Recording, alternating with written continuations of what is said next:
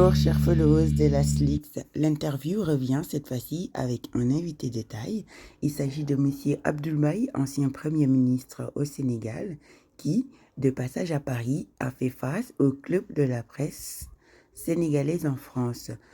Au menu des échanges avec le club de la presse sénégalaise en France, évidemment figure en bonne partie l'actualité sociopolitique au Sénégal, mais aussi la question du mandat unique qu'il réclame et qui a été prôné sous forme d'une transition obligatoire par la coordination F24 France.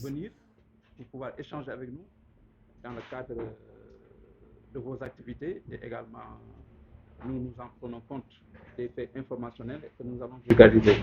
Je vous fais la présentation des journalistes qui sont présents. L'ancien PM a aussi répondu aux questions des journalistes, notamment au sujet de ses relations avec le leader du PASTEF, Ousmane Sonko.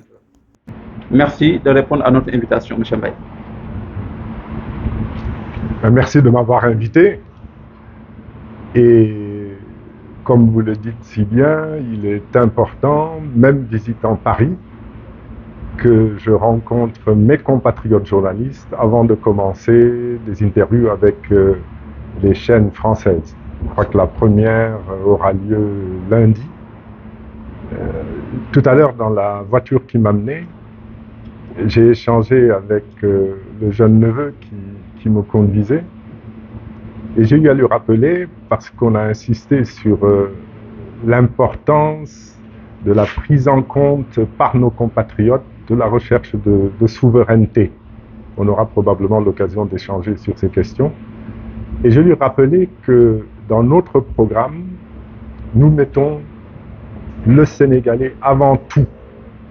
Et tout notre programme, sous ses aspects économiques, sociaux, institutionnels, est bâti autour de quelques mots, le Sénégalais d'abord. Donc merci de me recevoir avant les autres et cela j'y tenais. Merci également à tous ceux qui sont présents et qui ont contribué à l'organisation de cette séance de travail, c'est comme ça que je la qualifie, et notamment à Ibrahim Atiam qui nous fait revenir, nous fait découvrir le restaurant qu'il a présenté comme étant sa cantine. Cette visite également tombe à point. Pas tellement parce que nous engageons une démarche allant dans le sens de la préparation des prochaines élections, de la prochaine élection présidentielle, mais parce que notre pays vit un moment crucial de son histoire. Et il est important d'échanger avec la diaspora du Sénégal. Il est essentiel d'échanger avec les journalistes qui travaillent au sein de la diaspora parce que la bataille est d'abord une bataille de communication. Nous avons malheureusement en Afrique des dirigeants qui ne respectent pas leur peuple. Il y en a même certains qui méprisent leur peuple. Mais ces mêmes dirigeants accordent beaucoup d'importance à l'opinion internationale. Et celle qui concerne, qui s'intéresse à notre pays est d'abord française. Il faut le dire. Donc, d'une manière générale, votre rôle, à vous communicants, est essentiel pour faire savoir ce qui se passe dans notre pays, ce qui peut conduire à une catastrophe dans notre pays, et même si l'ensemble de la diaspora est concerné, les journalistes, les communicants ont un rôle essentiel. Donc, non seulement je suis heureux d'être en face des journalistes de la diaspora, du club de la presse ici à Paris, mais je suis également heureux que cela survienne dans un contexte un peu délicat qui est celui de notre pays. Merci encore, M. Abdoulaye. Donc, chers confrères, voilà, le PM, il est là, donc vous posez vos questions, voilà.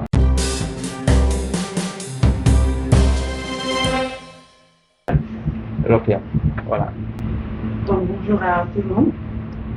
Merci M. Baye d'avoir accepté notre invitation.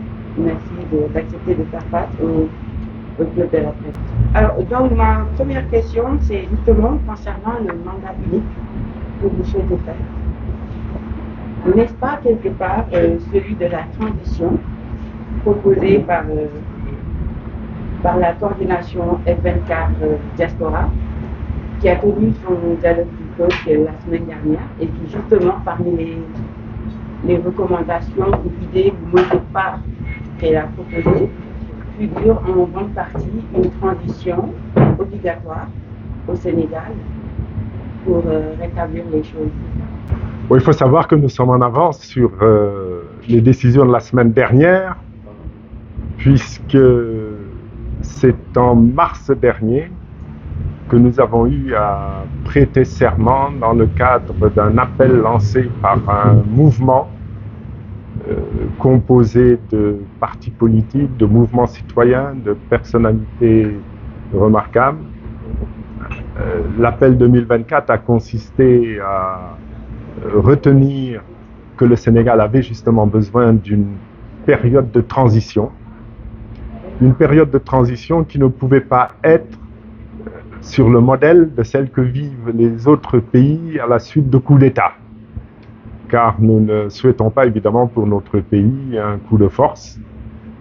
Nous considérons par contre qu'il est possible, dans le cadre d'un mandat régulier, d'un mandat unique, d'apporter les transformations dont le Sénégal a besoin, notamment au plan institutionnel. Il faut réformer sa constitution. Dans un sens que tout le monde devine, il faut que l'on cesse de porter à la tête de ce pays des personnes qui, par la Constitution, ont des pouvoirs de roi et qui les conduisent d'ailleurs d'abord à remettre en question tous les engagements qu'ils ont pu prendre pendant les campagnes électorales. Il faut que le prochain président de la République, ou le président de la République élu après le changement de cette Constitution, soit en mesure de rendre compte, pendant même l'exercice de ses fonctions, y compris d'ailleurs celui qui aura été élu, parce qu'il y aura des dispositions particulières qui le soumettront aux mêmes exigences. Et au-delà de cela, l'équilibre général des pouvoirs entre le pouvoir législatif, le pouvoir judiciaire et le pouvoir exécutif devra être revu. Et l'appel 2024, dans un sens évidemment d'indépendance à donner à chacun de ses pouvoirs, et même l'administration est concernée par l'appel 2024, car on a malheureusement traversé une période d'une dizaine d'années maintenant, un peu plus, où on a constaté que le parti au pouvoir monopolise le fonctionnement de l'administration, ce qui est évidemment inadmissible puisque cette administration doit être au service de l'ensemble des usagers. On considère donc, et ça revient au mandat unique, ça nous ramène au mandat unique, que cette transition n'a pas besoin de plus d'un mandat. Et à la limite, que le mandat de 5 ans est même trop long pour mettre en œuvre cette transition.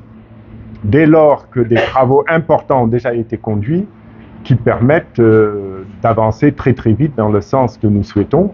Je rappelle les conclusions des assises nationales et également celles de la réforme des institutions qui ont produit même un projet de constitution.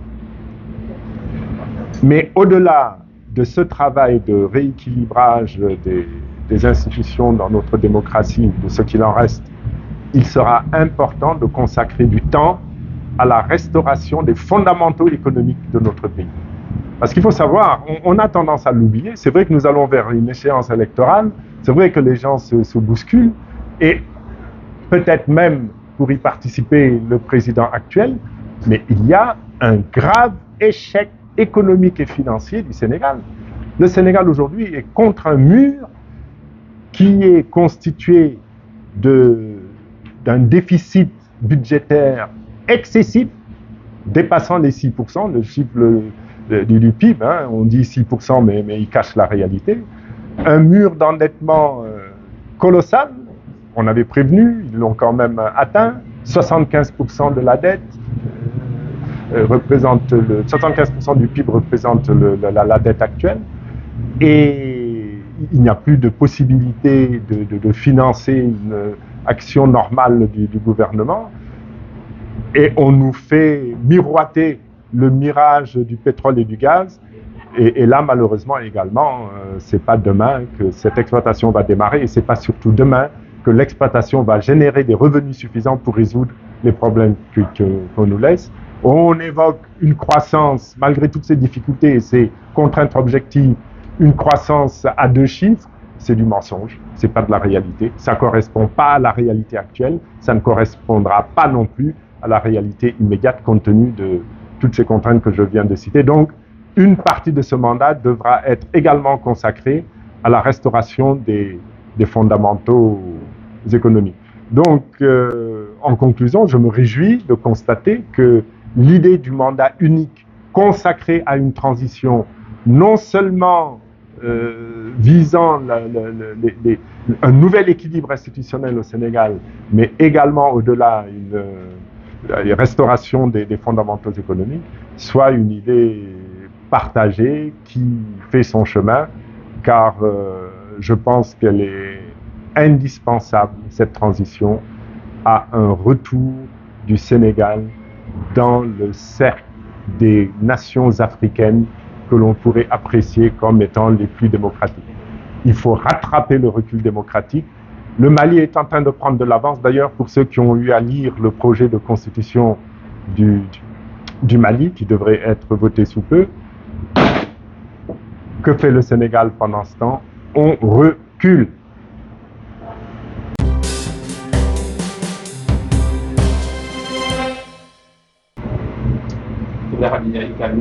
Donc, des informations qui circulent parlent de l'achat d'armement par la présidence, mais également de 45 milliards du ministre de l'Environnement. Est-il exagéré de penser que faire circuler les un pays stable peut demain être synonyme d'ouverture, comme on dit, de la voie de Pandore? Est-ce que vous êtes inquiet ou bien est-ce qu'avez-vous d'autres informations peut-être qui vous rassurent par rapport aux Sénégalais qui sont conscients qu'une fois que des armes circulent dans un pays, on ne sait pas sur quelle main ils peuvent tomber? Merci. Merci de la chaîne des mécanismes. En Afrique, d'une manière générale, la déstabilisation politique naît de la circulation des armes, y compris les armes légères d'ailleurs, et peut-être même d'abord celle des armes légères. Alors, je crois qu'il y a quand même 2 affaires, et il faut les distinguer. J'ai vu récemment des documents circuler et faisant référence à l'acquisition de munitions en provenance de Russie, je crois, et j'avoue ne pas avoir suffisamment d'éléments pour pouvoir porter une appréciation ferme sur cette question. Si c'est la réalité, il faut évidemment regretter cela de la manière la plus ferme possible, mais très sincèrement, pour avoir exercé des fonctions au plus haut sommet de l'État, je pense qu'une présidence de la République n'a pas besoin d'acheter des munitions si elle souhaite en disposer. Je ne vois pas pourquoi elle se mouillerait, passez-moi l'expression, pour acquérir des munitions alors qu'elle peut les faire passer de manière légale ou illégale par le biais d'un ministère habilité. Donc, je suis quand même prudent sur ce point. Par contre, il y a une affaire qui a précédé et qui est d'une gravité extrême. Il y a des achats d'armes qui ont été confiés à un voyou africain, permettez-moi l'expression, un contrat qui n'a rien de régulier parce que c'est un ministère civil en charge de l'environnement qui a passé commande de 45, je crois qu'on était près de ce montant, milliards d'armes. Et le contrat également est inquiétant au plan des soupçons de corruption qui peuvent s'en dégager. Car non seulement c'est un ministère civil qui passe la commande, mais on le cache par du secret défense, donc on ne souhaite pas que l'information circule. Et dans le libellé du contrat, il n'y a même pas d'articles commandés. Et parmi ces rubriques d'articles commandés, il y a des articles qui ne sont plus fabriqués par le fournisseur depuis plusieurs années. Donc, manifestement, il y a là un gros problème. Ces armes, pourquoi faire? Ces armes, pourquoi les destiner à un ministère civil? Et pourquoi également passer par un voyou, réputé voyou, pour les acquérir? Alors, ont-elles été acquises? En réalité, ça serait extrêmement grave. Était-ce simplement un marché pour détourner de l'argent? Ça aussi, c'est extrêmement grave, mais vous me direz que pour ce qui concerne les détournements, on est quand même un peu habitué maintenant au Sénégal. Mais dans les deux cas, cette affaire-là, c'est quelque chose d'inadmissible. Et je n'ai pas encore vu, ce qui est encore plus grave, venant des autorités, des explications permettant d'atténuer la perception de gravité que j'en ai, que vous en avez tous.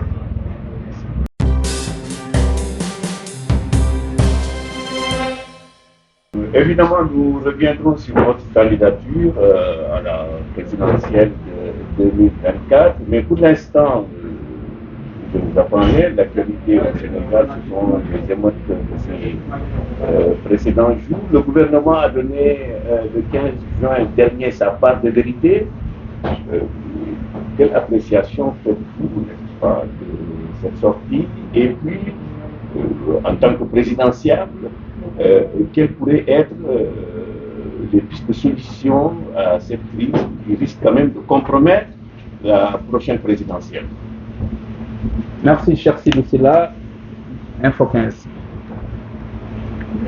Bon, très sincèrement, la part de vérité donnée par le gouvernement ne change en rien l'analyse que je fais de la situation qui nous a menés à la catastrophe que nous vivons au Sénégal, que nous avons vécue au début du mois de juin.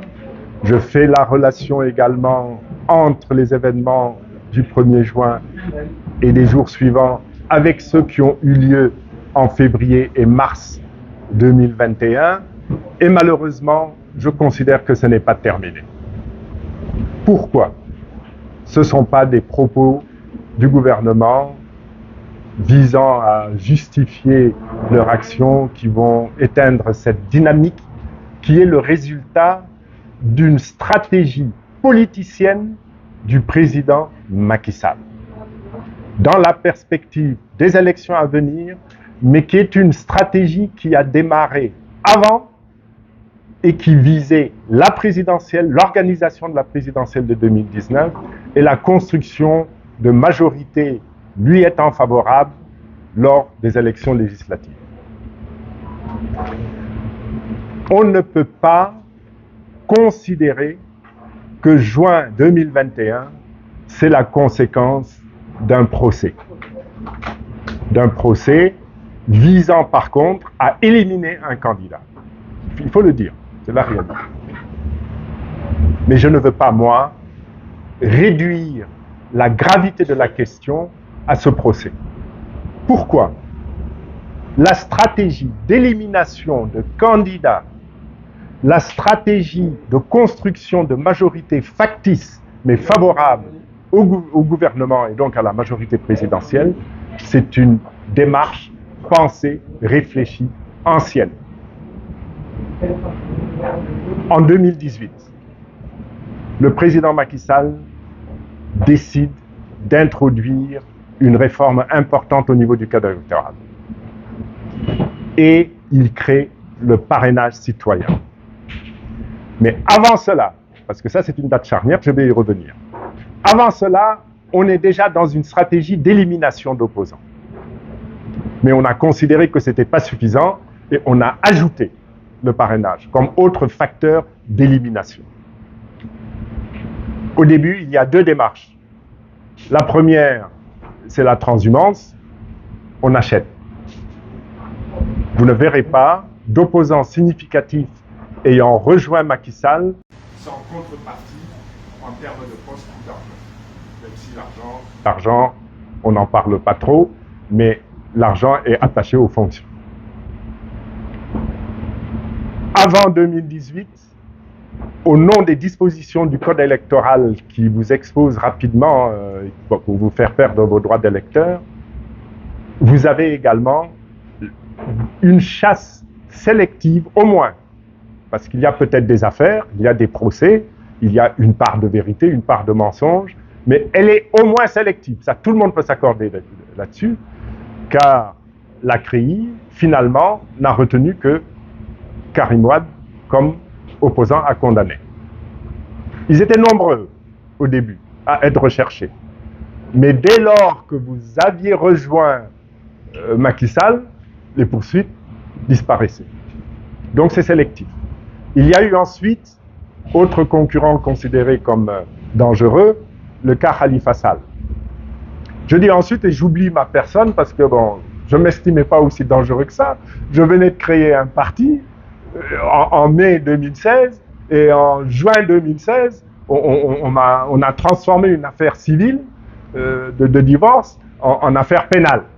Jusqu'à présent, d'ailleurs, on attend les conclusions finales de la Cour d'appel après décision de la Cour suprême. Donc, une démarche ancienne. Le même dispositif a été... En passant, d'ailleurs, il faut souligner que les modifications apportées par le parrainage et également par la modification de l'article 57 en ajoutant le mot électeur pour rendre automatique à la fois la perte du droit de vote et le droit de pouvoir être éligible, ces modifications sont venues rayer de la liste tout ce que eux considéraient comme des candidats qu'il fallait absolument écarter en raison de leur popularité présumée. Et je ne vois pas pourquoi cette stratégie allait tout d'un coup s'arrêter. Elle a été poursuivie et elle a donné lieu à, appelons ça un piège ou un complot, en tout cas au moins un piège, concernant Ousmane Sonko, puisque vous faisiez référence tout à l'heure à ce qui s'est produit le 1er juin. Donc véritablement, le cas Sonko, c'est un autre cas qui s'ajoute au reste, mais ne considérons pas que la révolte aujourd'hui, et je vais y revenir, naît de ça. C'est l'étincelle qui met le feu aux poudres. Et le baril est plein de poudre depuis longtemps. Pourquoi? Parce qu'il y a d'abord pauvreté s'accroissant. Il y a faim dans les campagnes. On ignore souvent, mais nous avons osé, nous, prendre le risque de prédire dans la dernière semaine de décembre, lors de notre conférence de presse, nous avons dit, entre mars et juin, il y aura explosion sociale. Parce que c'est la période de soudure qui devient dure. Et s'il n'y a pas, je le dis aujourd'hui, s'il n'y a pas de solution apportée, et je ne les vois pas, très sincèrement, août, septembre, ce sera de nouveau très difficile, quel que soit le procès en cours, qu'il soit nouveau ou ancien. Parce que les Sénégalais souffrent. Et le meilleur indicateur pour le prouver, c'est la direction prise par les manifestants. Les manifestants ciblent Auchan, ciblent les commerces sénégalais, au moins sur ce plan-là. Je crois que la conférence de presse a été une source d'information crédible. Ciblent les banques pour rechercher de l'argent, parce que les gens ont faim. Je fais des tournées dans les campagnes, mais les paysans n'ont plus rien. Et déjà au sortir des récoltes de la campagne 2022-2023, les paysans n'avaient rien. Je donnais l'exemple d'un village que j'aide chaque année, mais on dit, on n'a rien. Avec des productions arachidières, un peu, on n'a rien. Alors ils vous disent 1 700 000 tonnes, 1 800 000 tonnes, il n'y a rien. Donc, retenons bien que ce qui s'est passé le 1er juin ne peut pas être calmé par une conférence de presse et des justifications données. Cela vient d'un échec économique qui conduit les Sénégalais à avoir faim, qui est conséquence d'une malgouvernance. Dans le même temps, cette malgouvernance prend des formes de scandale, on en a évoqué un tout à l'heure, on y ajoute de l'injustice, ça ne tient pas dans aucune nation au monde. À travers l'histoire, la faim, le manque d'espoir, il existe, n'ont été compatibles avec l'injustice. C'est pas possible.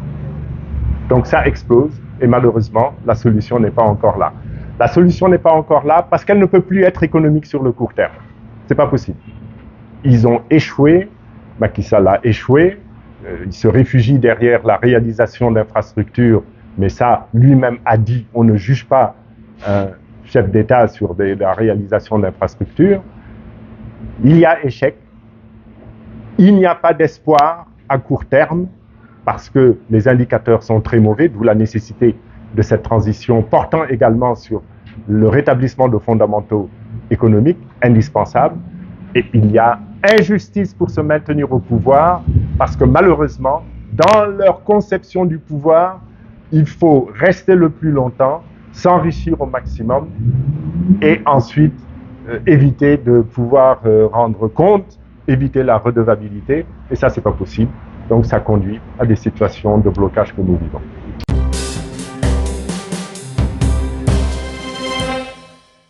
Je voudrais revenir sur la question de la transition. Vous n'êtes pas le premier candidat à proposer un mandat de transition. Pape Diop en 2019 l'avait fait. Je considère cela comme un marketing, n'est-ce pas, politique pour vendre votre candidature. Mais pourquoi vous pourriez, comment allez-vous faire pour réussir là où Pape Diop a échoué? Il y a quand même une différence fondamentale entre Pape Diop et moi. Vous avez vu, au lendemain de l'élection législative, il a quitté ses convictions d'opposant pour rejoindre le parti au pouvoir. Vous ne verrez jamais ça de Abdoul Mbaye. Vous savez, il y a deux choses. Ou Macky Sall se met tout d'un coup à mener une conduite des affaires conforme à mes convictions, et à ce moment-là, je quitte la politique. Je ne rejoins pas Macky Sall alors qu'il est en train de conduire une politique conforme à ce que je crois. Je quitte la politique et je laisse Macky Sall dérouler sa politique. Ou alors, il est dans une démarche qui est celle qu'il a montrée depuis 2013 au moins, fin 2013, et à ce moment-là, je suis un opposant. Vous avez au moins remarqué que quand il a appelé à ce fameux dialogue que j'ai considéré tout de suite comme n'en valant pas la peine, portant sur le Covid, la crise Covid 2019, j'ai été, je crois, me souvenir, le seul opposant à refuser de m'y rendre. Jeudi 11h, on attend Abdoul Mbaye, Abdoul Mbaye n'est pas parti. Il était en train de chercher des conseils pour la crise. Je lui ai écrit 5 lettres, l'une à la suite de l'autre. La première, avant même le jour et l'heure d'un rendez-vous qui avait été pris sans me consulter. Mais je ne suis pas rendu parce que je n'aime pas le cinéma. Moi, je suis un homme de conviction et vous pouvez le constater au travers non seulement de ma vie, de mon passé, parce qu'il y a également cela. Le Sénégalais, à mon avis, et malheureusement le rôle des journalistes à cet égard devrait, s'il est existant, se renforcer. Le Sénégalais n'accorde pas suffisamment d'importance au background, au pédigré. Il est impossible de voir Abdoul Mbaye remettre en question un engagement qu'il a pris. J'ai pris un engagement d'être un opposant, je reste opposant. Je peux quitter la politique demain parce que je considère qu'il faut passer le témoin. Je peux quitter la politique parce que je considère que ceux que je combats sont en train de mener une bonne politique, mais jamais, je l'ai déjà dit, jamais je ne rejoindrai Macky Sall dans sa démarche politique. Quand je dis ce sera pour un mandat, c'est parce que non seulement ça suffit pour le programme, que j'en ai pris l'engagement vis-à-vis du mouvement Appel 2024, que j'ai juré devant Dieu et la nation sénégalaise, devant ma famille, que je respecterai l'engagement que je prends, et cet engagement, il sera respecté. Il faut que tu me connaisses. Et si vous ne me connaissez pas, il faut apprendre à me connaître. D'accord. Donc, c'est fini cette